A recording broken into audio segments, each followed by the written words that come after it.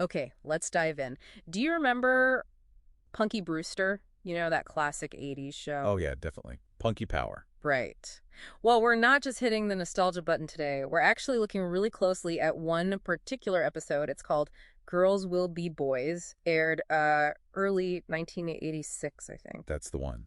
And it's kind of amazing, really, that Mhm. single episode. It's like this perfect little time capsule The time capsule of what specifically? of the mid-1980s radio-controlled car boom, the whole RC scene. It's all packed in there. And that's exactly why we're doing this deep dive. The whole plot revolves around Punky building and racing a Tamiya RC car. Yep, it gives us a fantastic window. So our mission today is basically to unpack that. We're going to factually identify the specific Tamiya models you see, the ones racing, the ones just kind of sitting around, and look at the details and modifications. It's a fascinating record, that hobby. Absolutely. A real treasure trove for anyone interested in that era, or RC cars in general. Okay, so let's start with the star car. Punky's ride. She wins it in a raffle, right? What was that car? Ah, yes, the raffle prize. That was the Tamiya Frog, kit number 58041. A frog. Yeah. Okay.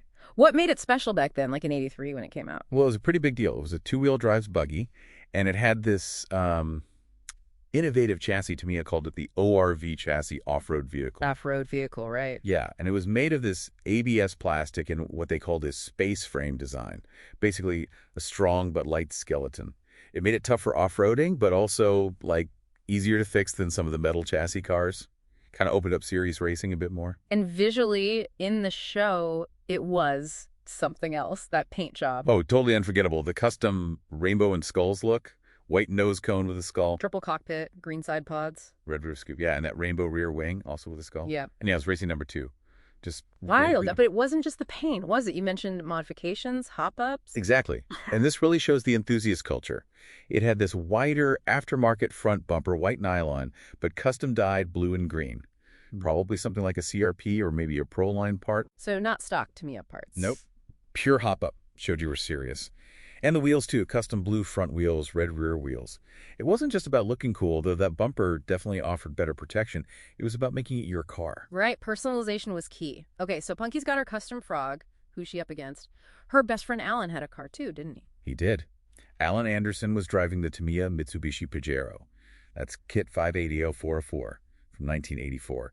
You can tell by that realistic green and white hard plastic SUV body. Pretty distinctive look for a racer back then. And the main rival, the sort of antagonist kid, Richmond Matzy. Ah, Richmond.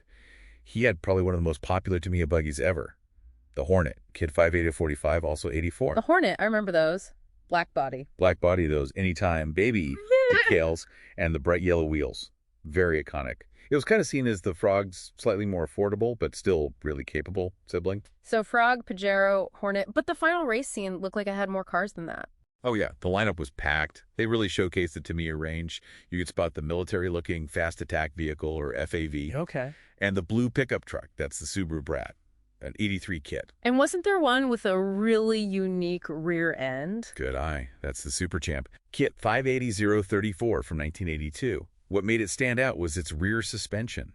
It had a single oil-filled shock absorber mounted sideways transversely. Pretty advanced engineering for the time, gave it great handling. Wow. Okay, so that covers the racers. But you mentioned other cars, ones that weren't actually raced by the kids. Yes, and this adds another layer. Richmond's dad, Mr. Matzy, he has the Tamiya Hotshot, kit 580047 from 1985. This thing was state-of-the-art then. What made the Hot Shot so special? It was Tamiya's first shaft-driven four-wheel drive buggy. Four-wheel drive was huge for traction and speed. It had this aggressive red chassis and really unique suspension with single shocks, front and rear monoshocks. So a real step up in tech. Absolutely. And it gets shown off, dynamic shots, clearly admired, but crucially, none of the kids race it. Mm-hmm. It screams high-end adult toy. It's the aspirational model of that moment. That makes sense. It sets the scene. And wasn't there one more, just kind of sitting on a table in the background? Yep. Eagle eyes might spot the Tamiya Wild Willie, kit 58235 from 82. The little Jeep thing. That's the one. Based on a Willys M38 Jeep. It wasn't really a racer. It was famous for doing wheelies. It had this great character driver figure. Seeing it there just adds, authenticity. It represents the fun side of Tamiya, not just the racing performance. So pulling it all together, this one episode of Punky Brewster is like, wow, this incredibly detailed snapshot. It really is. The specific models, the hop-ups, showing the customization culture, the different types of vehicles. It perfectly captures that mid-80s RC boom. It just shows how everyday pop culture, things you might not even think twice about, can accidentally become these amazing factual archives, right? Exactly. Preserving all the little details of past trends, technologies, hobbies, like this really vibrant RC scene from the 80s. Which leads to a final thought for you listening. What other things from your past, maybe seemingly mundane shows or objects you had, might be holding similar hidden details? What stories about technology or trends or subcultures are just waiting for you to take a closer look?